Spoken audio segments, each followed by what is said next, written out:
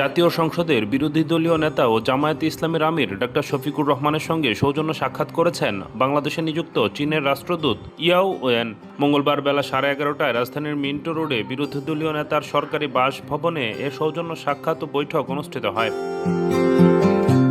এ সময় তিস্তা ব্যারেজ মহাপরিকল্পনা, চীন Myanmar Bangladesh economic corridor, বাংলাদেশে চীনের বিনিয়োগ এবং রোহিঙ্গা প্রত্যাবর্তন সহ পারস্পরিক স্বার্থ সংশ্লিষ্ট বিভিন্ন বিষয় নিয়ে আলোচনা হয়।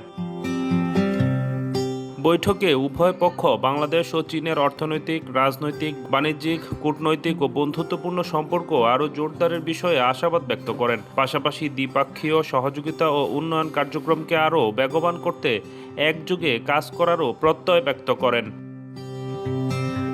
বাংলাদেশ ও চীনের দীর্ঘদিনের ঐতিহাসিক বন্ধুত্বের গুরুত্ব তুলে ধরে দুই পক্ষই বলেন, জনগণের কল্যাণ, উন্নয়ন সহযোগিতা, পারস্পরিক বাণিজ্য সম্প্রসারণ এবং সাংস্কৃতিক বিনিময়ে এ সম্পর্ক গুরুত্বপূর্ণ ভূমিকা রেখে চলেছে। ভবিষ্যতে এ সম্পর্ক আরও গভীর ও বহুমাত্রিক হবে বলেও তারা আশা প্রকাশ করেন।